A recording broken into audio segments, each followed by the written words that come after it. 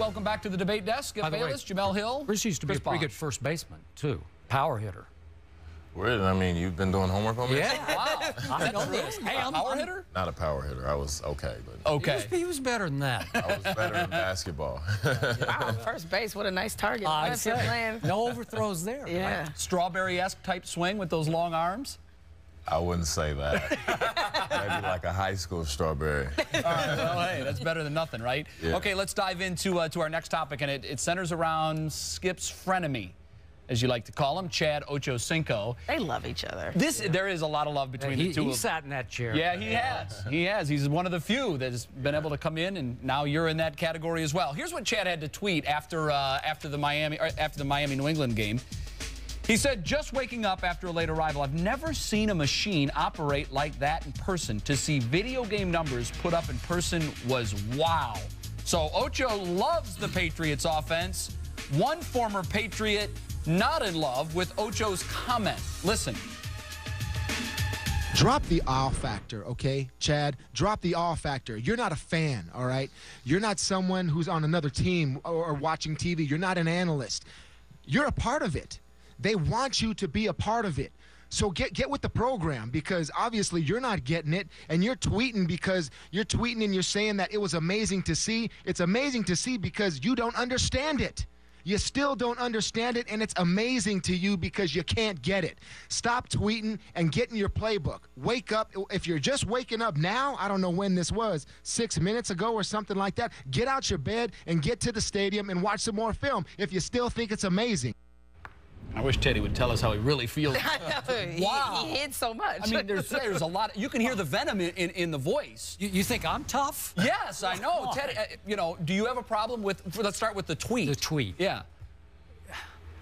I have zero problem with the tweet. I have a problem that now poor Chad can't win. Which way does he go? I would have had a huge problem if he had tweeted, "This offense is going to struggle unless I get more playing time." Well, then we'd be all over him, right? Which we should be. Well, that would be more divisive. Well, I'd say, but just to sit back and say, I'm in awe with what I saw, and he got 3 balls thrown his way during that game, and he caught 1 for 14 yards. Well, I like that. That's the Chad I wanted to see more of. That's the team Chad. That's not the Chad Ochocinco sideshow. This is the right way to go. That's what I wanted to hear.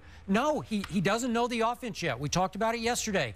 It's going to take to mid-season for him to get a grip on this because it is complex. It's what you went through. You have to get how does it work with your teammates? Where do you go? What do you do? So again, do you have any problem with this? No, I think it's really cool. I mean, for one, to put everything in perspective, how many 521 passing yards? 517. 517. I mean, still, it's the 4th record best since record-setting Monday Night Football. Unbelievable. I was amazed. Yeah.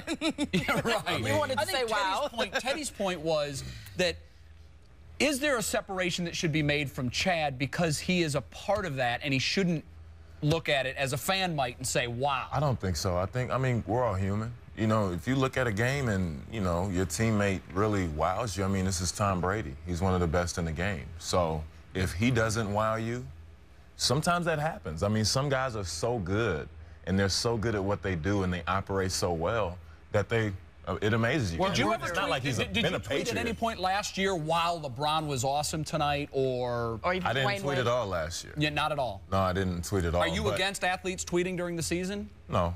It was just your preference. You didn't want to do it. But it was just my preference. It was moments. Oh, yeah. On the court, yeah. Plenty of moments. I was like, what am I watching? There you go. And I think that's what makes the game fun. As a competitor, as a player, when you play with somebody, and this is his first regular season game with him, and he throws for 500 Are you okay with the tweet? I'm okay with the tweet because I'm with Skip. I think that because he's built such a persona, he's built an alter ego almost, that people expected him to be that in New England, and that might cause some problems. But he told everyone from the beginning that you were going to see a different Chad, and I like the different Chad that we've seen. I don't mind him showing a little bit of personality, but I think he's really done his best to fit in there. Part of me wonders if the reason maybe Teddy Bruschi was so spirited with his comments is because he suspects that he might not be in the playbook as much as he needs to be, and that he'd like to see him be a bigger part of the offense and not just stand back and kind of be a spectator.